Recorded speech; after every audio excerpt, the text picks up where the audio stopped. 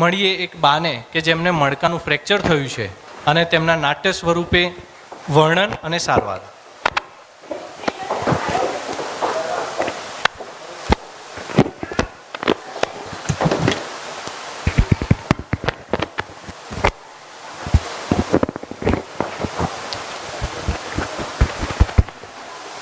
ઓ બાપા રે, બહુ દુખાય છે દીકરા, તું મને જડ ડાક્ટર પાસે લઈ જા.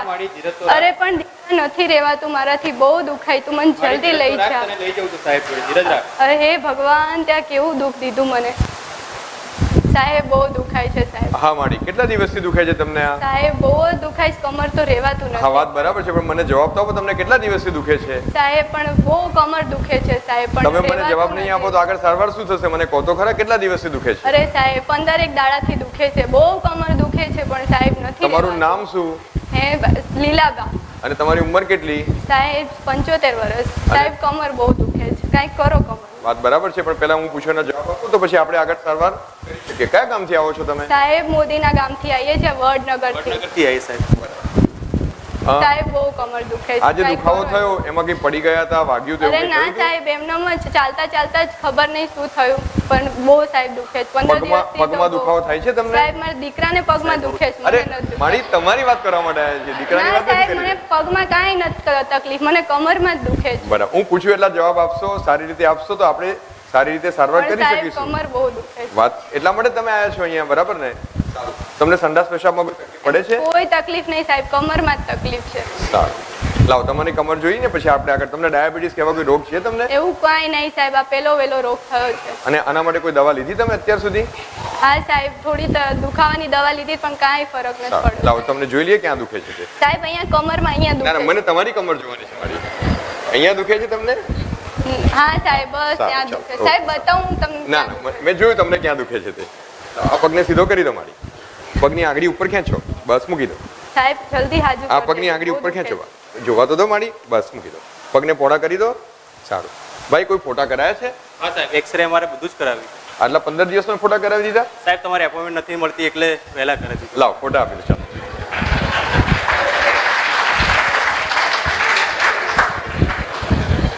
સાહેબ પણ બહુ દુખાય, નથી રહેવાતું સાહેબ. જડ સારું કરી દો સાહેબ. આ બ્લડ રિપોર્ટ. હા ભાઈ,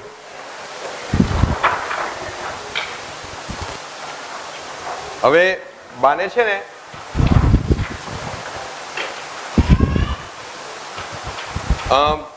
બરડાના પહેલા મણકાનું ફ્રેક્ચર થયું છે. એટલે કમરમાં જે 5 મણકા હોય એમાંના પહેલા મણકાનું ફ્રેક્ચર થયું છે અને એ ફ્રેક્ચરના કારણે આ તકલીફ થઈ છે. અને એના માટેની સારવાર હું લખી આપું છું, એટલી સારવાર કરશો તો ઘણું બધું સારું રહેશે. પણ શું કરવાનું? ઊભા થવાનું, સંડાસ બાથરૂમ પૂરતા જવાનું, પણ બાકી પથારીમાં આરામ કરવો એ ખૂબ જરૂરી છે. અને શરૂઆતના 1.5-2 મહિના આરામ કરશો તો પ્રોબ્લેમ નહીં થાય. સાહેબ હચોડું નહીં હાલવાનું? ના, ચાલવા માટે એવું ફક્ત મેં કહ્યું તેમ સંડાસ બાથરૂમ પૂરતું જ ઊભા થવાનું. સાહેબ જમવા માટે તો બેહી શકું ને? ના, બેસો નહીં તો સારું. ખાલી બેસવું હોય તો એટલું પૂરતું જ બેસજો. એ પર પટ્ટો પહેરીને બેસજો. પણ મૂળ જરૂરી શું છે? તમારે આરામ કરવાનો કમસે કમ 1.5-2 મહિના સુધી. અને આરામ કરશો તો તકલીફ ઓછી થશે. આ જે થયું છે એ મણકાનું ફ્રેક્ચર થયું છે અને આ ઉંમરે આવી પડ્યા વગર, વાગ્યા વગર પણ ફ્રેક્ચર થઈ શકે. અને એનું મૂળ કારણ આ ઉંમરે કેલ્શિયમ ઓછું થઈ જાય અને હાડકાં પોચા પડી જાય, નબળા પડી જાય અને એના કારણે આવો રોગ થાય. તો હે સાહેબ, આ બહુ મોટો રોગ કહેવાય? ના, આ બહુ મોટો રોગ ના કહેવાય. આ રોગ આ ઉંમરની બહેનોને કોમનલી થતો હોય છે અને એ જે રોગ થાય છે એની સારવાર કરવાથી મટી જાય. તમે બહુ શરૂઆતના સ્ટેજમાં આવ્યા છો એટલે સારવારથી ફાયદો થઈ જશે. હું તમને આ દવાઓ લખી આપું, એ દવાઓ તમે રેગ્યુલર લેશો એટલે રાહત થઈ જશે. તો હે સાહેબ, આનાથી લખવા થઈ શકે? ના, આનાથી જો તમે સારવાર નિયમિત ના કરાવો અને જો તમે જે દવાઓ લખી આપી એ દવાઓ ના લો અને બધું કામ કરે રાખો થોડો દુખાવો સહન કરીને, તો મણકો વધારે દબાય અને એની અંદર લખવાની અસર થઈ શકે. શરૂઆતના સ્ટેજમાં છો માટે આ દવા લખી આપું છે, દવા લેશો તમે તો પ્રોબ્લેમ સોલ્વ થઈ જશે અને સારું થઈ જશે. સાહેબ કેટલા મહિને આવવાનું બતાવો? તમારે મને 1.5 મહિનાથી 2 મહિને આવવાનું બતાવવા. મહિના પછી દવાની અસર થશે અને એ દરમિયાનમાં જો તમે કાળજી રાખશો તો પ્રોબ્લેમ ઓછો થશે અને ખૂબ સરસ રિઝલ્ટ આપણને મળશે. હું દવા લખી આપું છું, એટલે લઈ લો. સર એની મેળે મેળે પણ કેમ થઈ ગયું? આ કાઈ પડ્યા નથી, કાઈ નથી છે, એને ઓસ્ટિયોપોરોસિસ કહેવાય અને જેના કારણે આવું થઈ શકે. એટલે આ દવા નિયમિત લેશો તો રાહત થઈ જશે અને બધા રિપોર્ટ નોર્મલ છે એટલે કંઈ ચિંતા કરવાની જરૂર નથી. હે સાહેબ, દવા વગર નહીં થાય સારું? આ દવા વગર સારું ન જ થાય. જો દવા નહીં લો તો પણ સારું નહીં થાય અને દવા લીધા સાથે સાથે મેં કહી રીતે કાળજી રાખશો તો જ સારું થશે. પણ સાહેબ અવડા મોટા થયા દવા નથી લીધી, હવે કેમની દવા ગળાય? પણ હવે તમારી ઉંમરનો રોગ છે આ તો બા, એટલે ઉંમર છે એનો રોગ છે એટલે ઉંમર મુજબ તો સારવાર કરવી જ પડશે. લો હું આપું છું એ રીતે તમે લઈને પછી પાછા આવી જજો. સાહેબ ખાવા પીવાનું મારા તરફથી બધું ખાઈ પી શકાય અને જે ખાવું એ ખાજો. તમને માફક આવતું હોય બધું ખાઈ શકો. સાહેબ ખાટું ખાઈ શકે? બધામાં શું બાકી રહ્યું ભાઈ? સાહેબ બધું દહીં ખાવા છાશ મળે ને એવું લઈ શકાય? વાણી બધું ખાઈ શકો. બધામાં શું બાકી રહ્યું? બધું જમી શકો. તમને જે માફક આવતું હોય બધું ખાઈ શકો. આટલું કરજો અને પછી 1.5-2 મહિને પાછા બતાવી જજો. જય દીકરા પણ તે કસરતનું તો કઈ પૂછ્યું નહીં સાહેબ ને. પૂછી લેવું છે? હા પૂછી લે સાહેબ. મારે કઈ જો. કસરત કઈ કરવાનું? તમારે કસરત કરવાની નથી. કસરત કરશો તો તકલીફ વધારે થશે. ઓછામાં ઓછું 1.5 થી 2 મહિના સુધી ફક્ત સંડાસ બાથરૂમ પૂરતા ઉભા થજો, જમવા પૂરતું બેસજો અને સંડાસ માટે પણ નીચે ના બેસશો. ખુરશી અથવા જો ઇંગ્લિશ ટોયલેટ હોય તો એનો જ ઉપયોગ કરજો. કોઈ કસરત કરશો તો તકલીફ વધશે ને મળતો વધારે ના દબાશે. સાહેબ તમે કહેશો એમ થશે પણ સારું કરશો થઈ તો- જાય ને સાહેબ. હા સારું થઈ જશે. હા સાહેબ નથી રહેવાતું, બહુ દુખે હા, આટલી છે. સારવાર તો ચાલુ કરો છો. સાહેબ એપોઇન્ટમેન્ટ અત્યારે મળી જશે? હા તમે બહાર લખાવીને જ જજો. હા સાહેબ બહુ બેસાડી રાખ્યા હો, હા કંટાળો આવી ગયો. હવે ગંગાબા 2 મહિના બાદ લાકડીથી ચાલતા ડોક્ટરને બતાવવા આવે છે.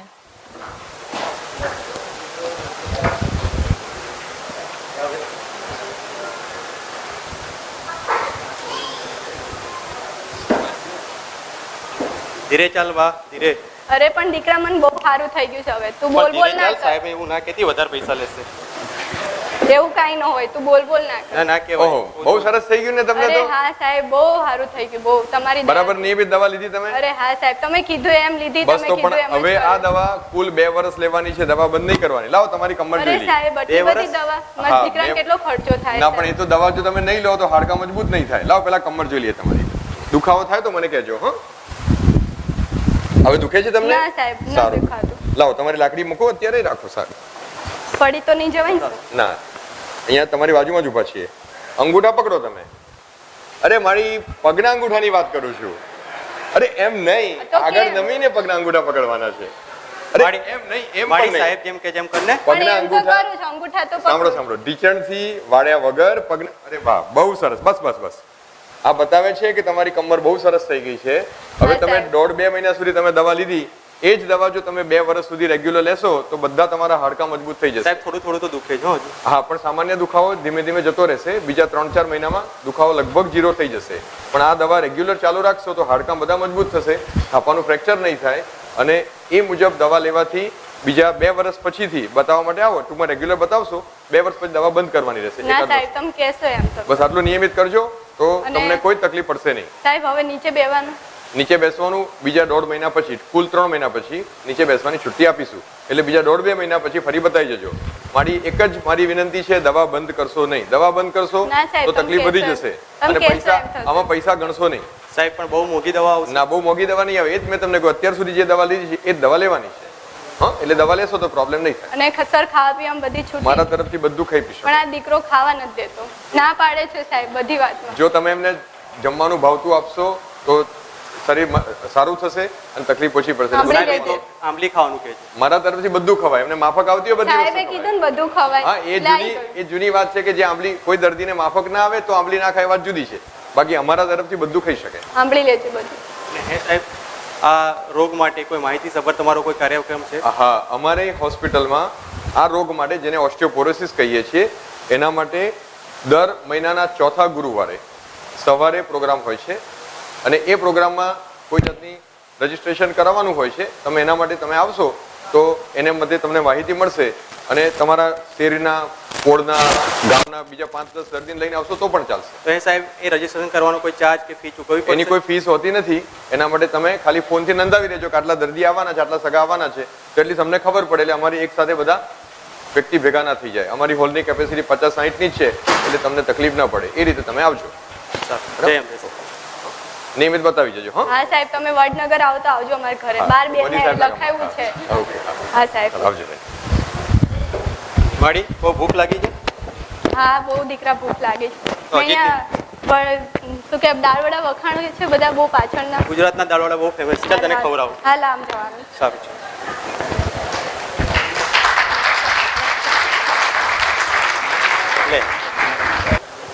આ નાટક તૈયાર કર્યું છે અમારી હોસ્પિટલના સ્ટાફે.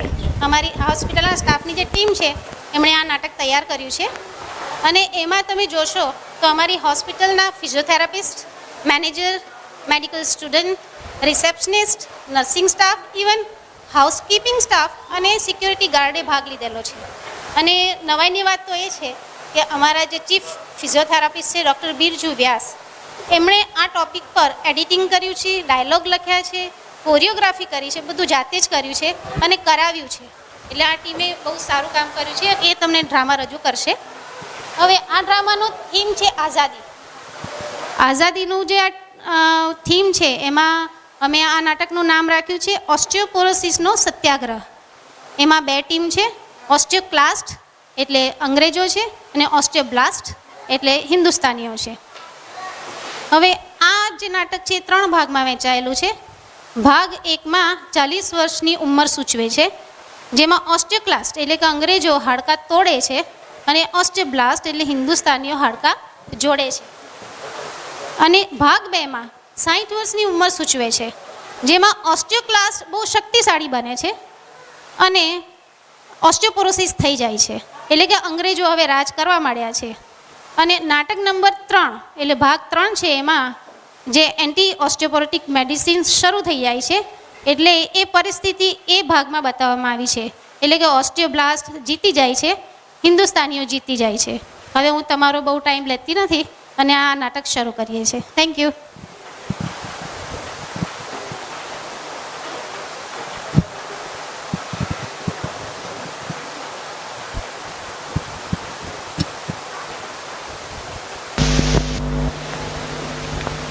ये बात है 13वीं सदी की, जब हिंदुस्तान हुआ करता था सोने की चिड़िया, खेतों, खलिहानों और कई कुदरती नज़ारों से लहलहाता हुआ हमारा हिंदुस्तान। वैसी ही हालत होती है नई जन्मी हुई रीढ़ की हड्डियों की। 40 साल तक ऑस्टियोब्लास्ट, जिन्हें हमने इस नाटक में हिंदुस्तानियों के रूप में प्रस्तुत किया है, लड़ते रहते हैं ऑस्टियोक्लास्ट से, जो इस नाटक में ब्रिटिश हुकूमत का किरदार निभा रहे हैं। तो एक तरफ है ऑस्टियोब्लास्ट, जो बचाते हैं हमारी रीढ़ की हड्डियों को, यानी कि हिंदुस्तानी, जो बचाते हैं अपना देश फिरंगियों से, यानी ऑस्टियोक्लास्ट से। तो शुरुआत करते हैं 13वीं सदी के उस नज़ारे से, जो बिना देखे भी आज हम महसूस कर सकते हैं।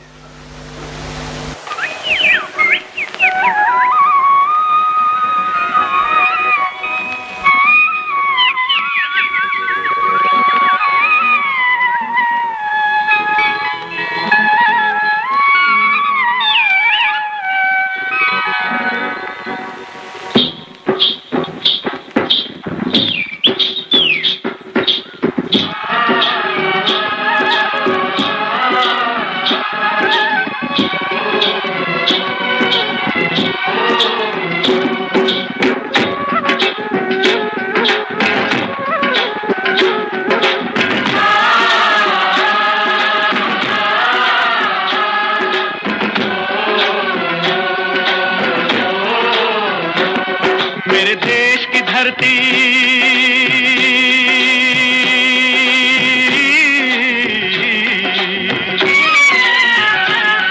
मेरे देश की धरती सोना उगले उगले हीरे मोती, मेरे देश की धरती। क्या देश है अपना। दुनिया के किसी भी कोने में जाओ, यहाँ की ऋतु और आबोहवा कहीं नहीं मिलती। इसलिए तो पहला अंग्रेज इतना खुश हुआ था हमारे देश को ढूंढ के। क्या नाम था उसका? कोलंबस। इसी तरह से ऑस्टियोक्लास्ट जन्म से ही हमारे साथ होते हैं, अपनी नजरें हमारी हड्डियों पे जमाए हुए।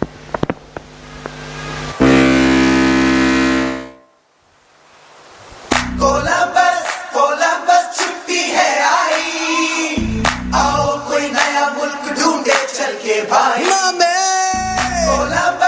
कोलंबस छुट्टी है आई, आओ कोई नया मुल्क ढूंढे चल के भाई। छुट्टी छुट्टी छुट्टी कोई लहर दिल में उठी, छुट्टी छुट्टी छुट्टी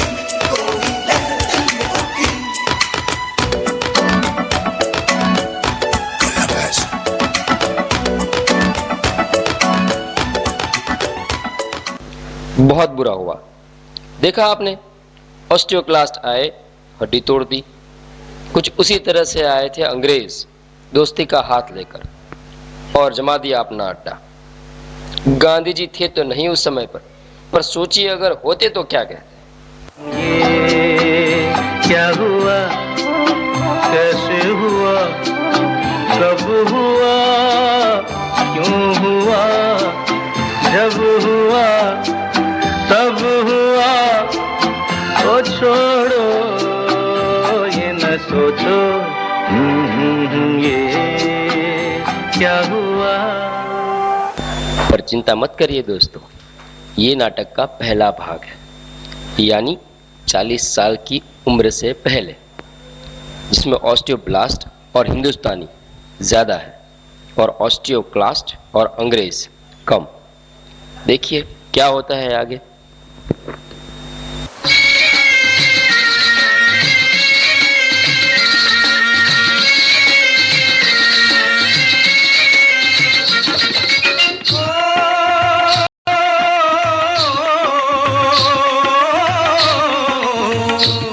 दिल भर के लिए दिलदार हैं हम, दुश्मन के लिए तलवार हैं हम। मैदान में अगर हम डट जाएं, मुश्किल है कि पीछे हट जाएं।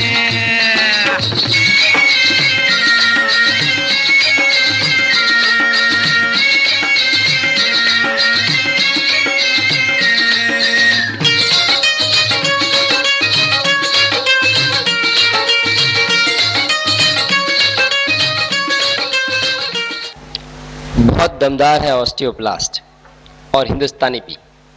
लेकिन अब शुरू होने वाला है नाटक का भाग 2, यानी कि 60 साल की उम्र, जिसमें ऑस्टियोब्लास्ट की ताकत कम होती है और ऑस्टियोक्लास्ट की ज़्यादा, यानी अंग्रेज़ी हुकूमत जो फिराक में है हिंदुस्तान पे राज करने के लिए, और वैसे ही ऑस्टियोक्लास्ट जो तोड़ना चाहते हैं रीढ़ की हड्डियों को।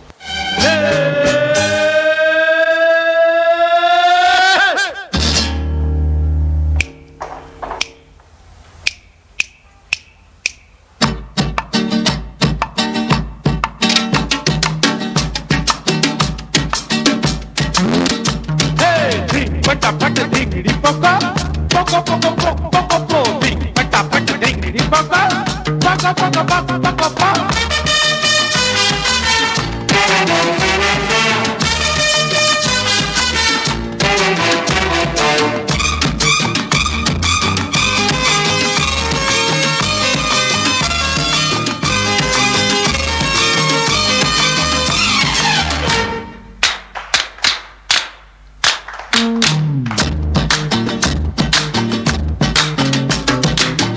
जहाँ तेरी ये नजर है मेरी जान मुझे खबर है, जहाँ तेरी ये नजर है मेरी जान मुझे खबर है। बच ना सका कोई, आए कितने लंबे हैं मेरे हाथ कितने। देख इधर यार ध्यान किधर है, अरे देख इधर यार ध्यान किधर है। जहाँ तेरी ये नजर है मेरी जान मुझे खबर है। दोस्तों, ऑस्टियोब्लास्ट यानी कि हिंदुस्तानी चुप रहने वालों में से तो है नहीं। 60 साल की उम्र में भी ऑस्टियोब्लास्ट तो अपना काम करते ही है। वैसे राज भले अंग्रेजों का हो, पर हिंदुस्तानी कभी हार नहीं मानते। ऐसे ही एक सच्चे हिंदुस्तानी से आपकी मुलाकात होने वाली है, जो था उस सदी का सबसे पहला शहीद, मंगल पांडे।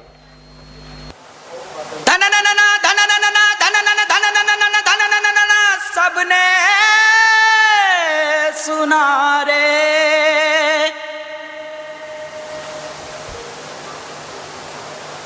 डंका बोले धुम धुम, जागो जागो अब तुम, नींद में हो क्यों गुम हो।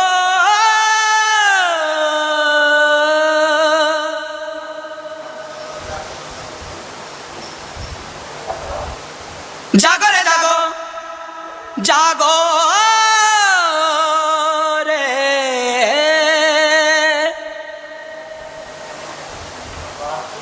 जागी जागी है धरती सारी और जागा जागा है अंबर, जागी जागी है नदियां सारी और